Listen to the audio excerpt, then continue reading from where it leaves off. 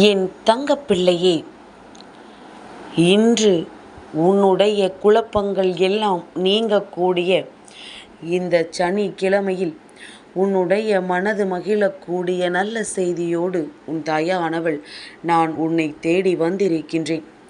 என் பிள்ளையே, இந்த வெற்றி விடியலானது உனக்கு மட்டுமே சொந்தமானது. நம்பிக்கை வைத்து இந்த தாயின் வாக்கினை கேள். நிச்சயமாக உனக்கு நல்லது நடக்கும். அம்மா ஒரு பொழுதும் உன்னிடத்தில் பொய் உரைப்பது கிடையாது. என்ன நடக்குமோ அதை மட்டும்தான் உனக்கு சொல்கின்றேன். எதையும் மிகைப்படுத்தி சொல்லி உன் மனதை சந்தோஷப்படுத்த வேண்டும் என்று ஒரு நாளும் உன்னிடத்தில் எந்த ஒரு விஷயத்தையும் நான் சொல்லவில்லை என்பதனை நீ புரிந்து கொள்ள வேண்டும். எதையுமே கேட்க தொடங்கும் முன் மனதிற்குள் நம்பிக்கையோடு கேள். நிச்சயமாக உனக்கே மனதிற்கு நீ தேடுகின்ற ஆறுதலும் உனக்குள் இருக்கின்ற குழப்பங்களும் சரியாகிவிடும். என் பிள்ளையே, எவரது துணையும் இல்லாமல் தனியாக நீ நடந்து போகும் பாதைகள்தான் உனக்குள் எந்த அளவு தைரியமும் தன்னம்பிக்கையும் இருக்கிறது என்பதனை உனக்கு நிரூபித்து காட்டும். அதாவது, தனித்து செயல்படு. எப்பொழுதும் கூட்டத்தோடு தான் இருக்க வேண்டும், நிறைய பேரோடு நின்றுதான் நான் செய்வேன் என்றெல்லாம் நினைக்காதே. தனியாக செய்தால் மட்டும்தான் நீ யார் என்பது உனக்கே புரிய வரும். அவர்கள் சரியா இவர்கள் சரியா என்று ஆராய்வதை நிறுத்திவிட்டு நாம் சரியாக இருக்கிறோமா என்று உனக்குள் நீ ஆராய்ந்து பார்ப்பது மட்டும்தான் சிறப்பான விஷயம். என் பிள்ளையே, பல குழப்பங்களுக்கு இது கூட ஒரு காரணம். அடுத்தவர்களையும் நீ உன் மனதிற்குள் ஏற்றி வைத்து கொண்டிருக்கின்றாய். மற்றவர்களின் எண்ணங்களையும் நீ உனக்குள் வைத்திருக்கின்றாய். அதனால் உன் வாழ்க்கையில் நடக்கின்ற விஷயங்களை உன்னால் சரியாக கணித்துவிட முடிவது கிடையாது. என் பிள்ளையே, கம்பீரம் என்பது உடலில் கிடையாது. இங்கே ஒருவர் நல்ல உடலாக இருக்கின்றார், நல்ல உயரம், நல்ல கணம் என்று இருக்கின்றார் என்றவுடன் அவரை பார்த்து கம்பீரமாக இருக்கிறார் என்று நினைத்து விடாதே. கம்பீரம் என்பது அந்த உடலில் கிடையாது, அவரினுடைய செயல். அவர் செய்கின்ற நல்ல செயலில்தான் அவரினுடைய கம்பீரம் இருக்கின்றது. அதே நேரத்தில் கண்ணியம் என்பது ஒருவர் பேசுகின்ற பேச்சை வைத்து கணக்கிடுவது அல்ல. கண்ணியம் என்பது ஒருவரினுடைய நல்ல நடத்தையின் மூலமாக தெரிய வருவது.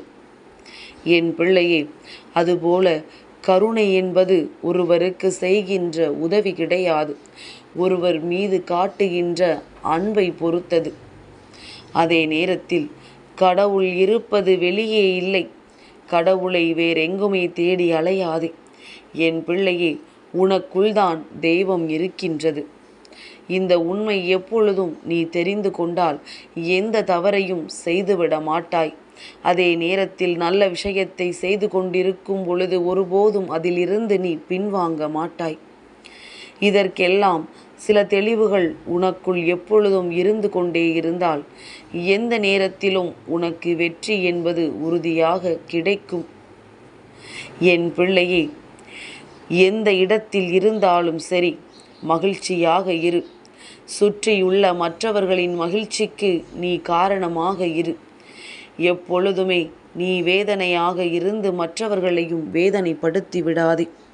இவரோடு பேசினால் நமக்கு சந்தோஷம் கிடைக்கும் என்று மற்றவர்கள் உன்னை பார்த்து நினைக்க வேண்டுமே தவிர, ஐயோ நாமே கஷ்டத்தில் இருக்கின்றோம், இவர்களை பார்த்தாலே நமக்கு மேலும் அதிகமான கஷ்டம் வந்துவிடும் என்று நினைக்கின்ற அளவிற்கெல்லாம் ஒரு பொழுதும் என் பிள்ளை நீ மற்றவர்கள் முன்னிலையில் நடந்து கொள்ளக்கூடாது. இந்த தாயானவள் சொல்வது புரிகின்றதா? சோகமாக எப்பொழுதும் முகத்தை வைத்து கொள்ளாதே.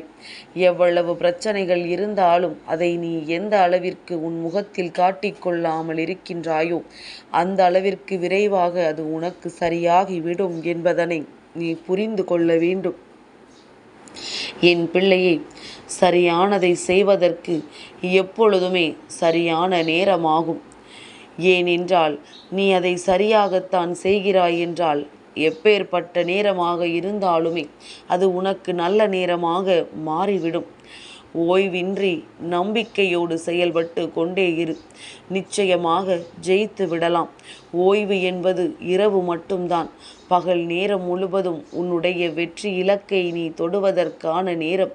அதனால் எந்த நாளாக இருந்தாலும் என் பிள்ளை, நீ நிச்சயமாக உன்னுடைய போராட்டத்தை மட்டும் கைவிட்டு விடாதே.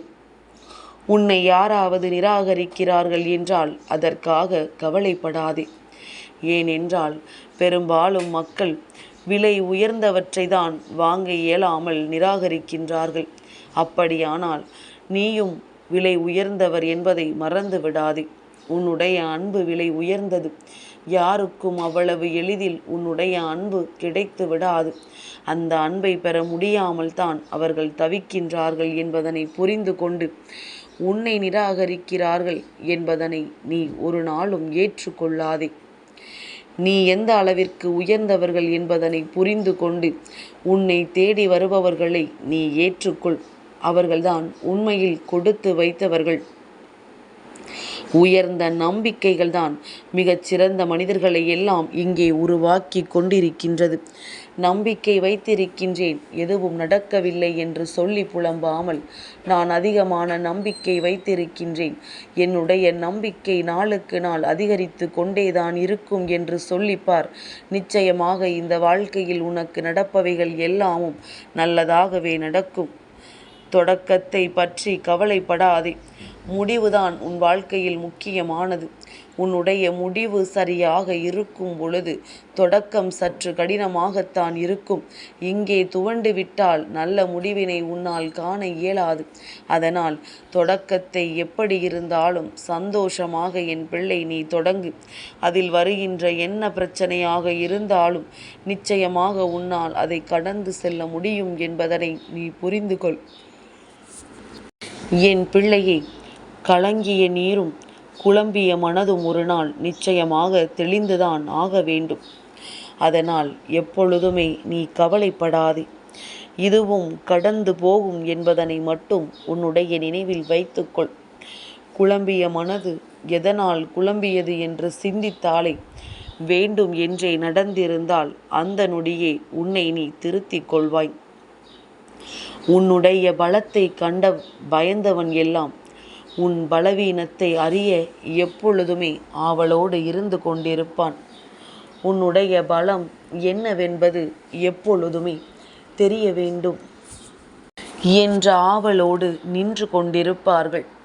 என் பிள்ளையே, நீ ஒருவரை காயப்படுத்தி இருந்தால் அவர்கள் உன்னை காயப்படுத்த எப்பொழுதும் தயாராக இருப்பார்கள். அதனால் உன்னுடைய பலத்தை எப்பொழுதுமே உறுதிப்படுத்தி உன்னுடைய பலவீனத்தை வெளிக்காட்டாமல் நீ இருந்து கொண்டிருந்தாலே போதும். நீ செய்யும் தவறுக்கு எதிர்பாராத நேரத்தில் தண்டனையும், நீ செய்யும் நன்மைக்கு தக்க சமயத்தில் உதவியும் ஒரு நாள் நிச்சயமாக கிடைக்கும். இன்று நடக்கவில்லை என்று வருந்தாதே. நிச்சயமாக ஒரு நாள் நீ நினைத்ததை எல்லாம் அடைந்து விடுவாய். துன்பத்தை கண்டு சிலையாக நின்று விடாதே. வறுமை பறவைகள் உன் தலையில் எச்சமிட்டு ஏளனம் செய்யும் சோதனைக்குள்தான் சாதனையின் முகவரி அங்கே காத்து கொண்டிருக்கின்றது. நிமிர்ந்து நட. நிச்சயம் வெற்றி உனக்கு கிடைத்தே தீரும்.